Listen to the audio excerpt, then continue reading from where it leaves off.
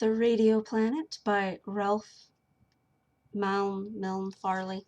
Sorry, I forgot to look that up. How to enunciate that word. Anywho, Chapter 2, Too Much Static. Miles Cabot had returned to Earth to study the latest developments of modern terrestrial science for the benefit of the Cupian nation. He was the regent of Cupia during the minority of his baby son, King Q the 13th. The loyal Prince Toron occupied the throne in his absence. The last of the Ant-Men and their ally, the renegade Cupian Prince Yuri, had presumably perished in an attempt to escape by flying through the steam clouds which completely hemmed the continental Poros. What lay beyond the boiling seas, no man knew. During his stay on my farm, Cabot had built a matter-transmitting apparatus, with which he had shot himself off into space on that October night on which he had received the message from the skies. SOS, Lila. A thunderstorm had been brewing all that evening, and just as Miles had placed himself between the coordinate axis of his machine and had gathered up the strings which ran from his control levers to within the apparatus, there had come a blinding flash. Lightning had struck his aerial. How long his unconsciousness lasted he knew not. He was some time in regaining his senses, but when he finally and fully had recovered, he found himself lying on a sandy beach beside a calm and placid lake beneath a silver sky. He fell to wondering vaguely and pleasantly where he was and how he'd even gotten there. Suddenly, however, his ears were jarred by a familiar sound. At once his senses cleared, and he listened intently to the distant purring of a motor. Yes, there could be no mistake. An airplane was approaching. Now he could see it, a speck in the sky, far down from the beach. Nearer and nearer it came. Miles sprang to his feet. To his intense surprise, he found that the effort threw him quite a distance into the air. Instantly the idea flashed through his head. I must be on Mars, or some other strange planet. The idea was vaguely reminiscent of something. But while he was trying to catch this vaguely elusive train of thought, his attention was diverted by the fact that, for some unaccountable reason, his belt buckle and most of the buttons which held his clothes together were missing, so that his clothing had come to pieces as he rose, and that he had to shed it rapidly in order to avoid impeding his movements. He wondered at the cause of that. But his speculations were cut short by the lighting of the plane 100 yards down the beach. What was his horror when out of it clambered, not men, but giant ants. Ants 6-footed and 6 feet high, huge ants, 4 of them, running toward him over the glistening sands. Gone was all his languor, as he seized a piece of driftwood and prepared to defend himself. As he stood thus expectant, Miles realized that his present position and condition, the surrounding scenery, and the advance of the ant-men were exactly, item for item, like the opposing events of his first arrival on the planet of Poros. He even recognized one of the ant-men as old Dogo, who had befriended him on his previous visit. Could it be that all his adventures in Cupia had been naught but a dream, a recurring dream, in fact? Were his dear wife Lila and his little son Q merely figments of his imagination? A horrible thought! And then events began to differ from those of the past, for the 3 other Formians halted, and Doggo advanced alone. By agitation of the beast's antennae, the Earthmen could see that it was talking to him. But Miles no longer possessed the wonderful electrical headset which he had contrived and built during his previous visit to the planet, so as to talk with the Cupians and the Formians, both of which races were earless and conversed only by means of radiations from antennae. So he picked up 2 sticks from the beach and held them projecting from his forehead, then threw them to the ground with a grimace of disgust and pointed to his ears. Doggo understood, and scratched with his paw in the captain's shorthand on the silver sands a message. Miles Cabot, you are our prisoner. What again? Scratched Miles, then made a sign of submission. He dreaded the paralyzing bite which Formians usually administered to their victims, and which he had twice experienced in the past, but fortunately it was not now forthcoming. The other 3 ants kept away from him as Doggo led him to the beached airplane, and soon they were scudding along beneath the silver skies, northward as it later turned out. Far below them were silver-green fields and tangled tropical woods interspersed with rivulets and little ponds. This was Cupia, his Cupia, He was home once more, back again upon the planet which held all that was dear to him in all the two worlds. His heart glowed with the warmth of homecoming.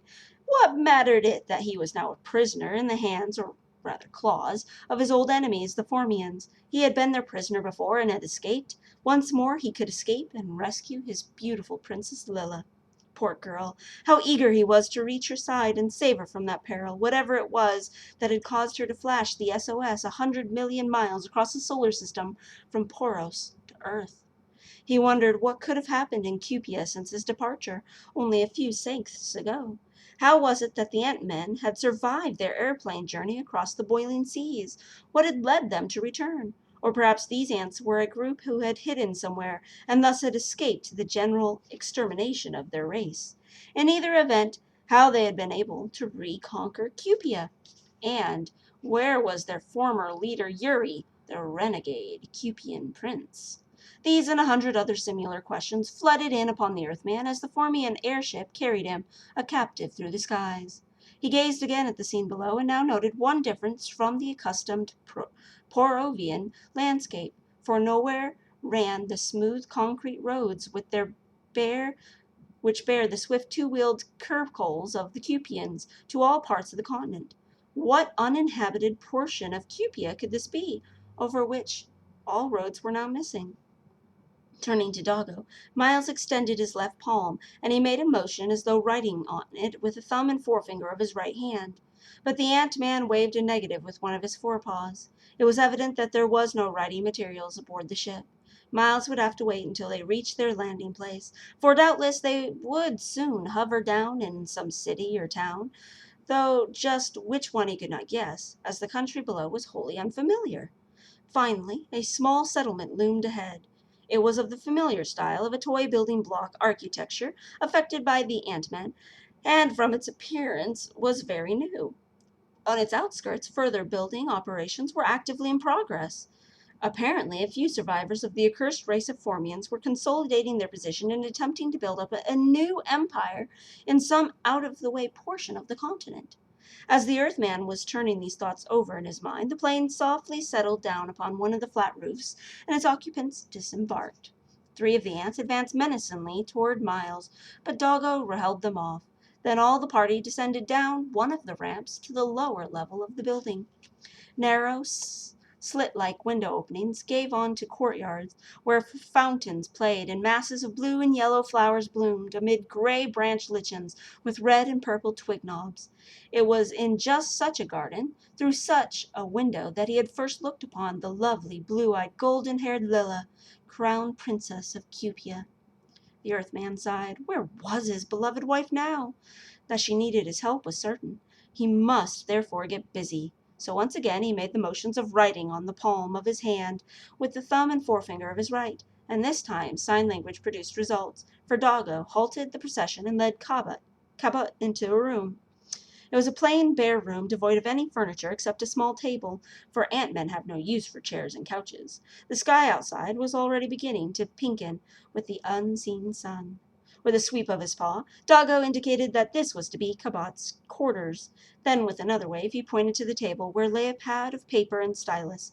Not a pencil-like stylus, as employed by the Cupians, but rather one equipped with straps for attaching it to the claw of a Formian. Even so, it was better than nothing. The Earthman seized it eagerly, but before he could begin writing, an ant entered bearing a Cupian toga, short-sleeved and bordered with Grecian wave signs in blue. Miles put on this garment and then quickly filled a sheet with questions. How is my princess and my son, the baby king? Whence come all you Formians, whose race I thought had been exterminated? What part of Cupia is this? What is the city? Where is Prince Yuri? And what do you intend to do with me this time?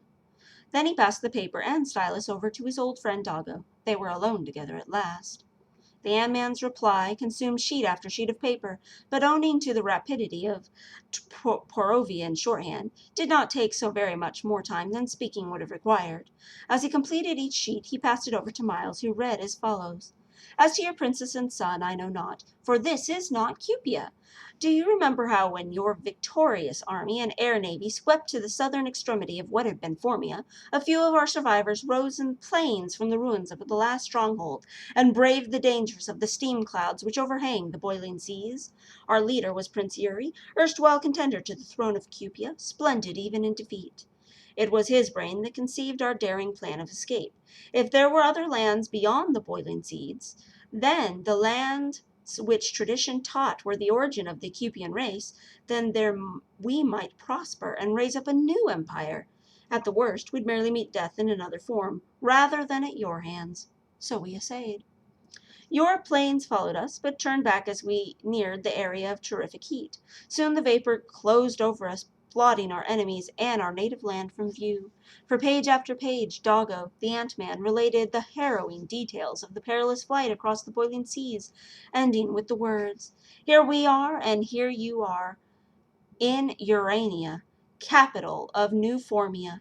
But how is it that you, Miles Cabot, have arrived here in this continent in exactly the same manner and condition in which I discovered you in Old Formia 8 years ago?"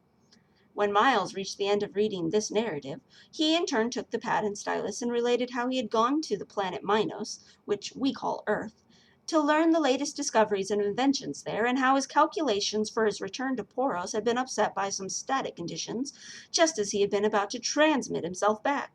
Oh, if only he'd landed by chance upon the same beach on which the first journey had been through the skies. Wisely he refrained from mentioning the SOS message from Lilla, but his recollection of her predicament spurred him to be anxious about a rescue.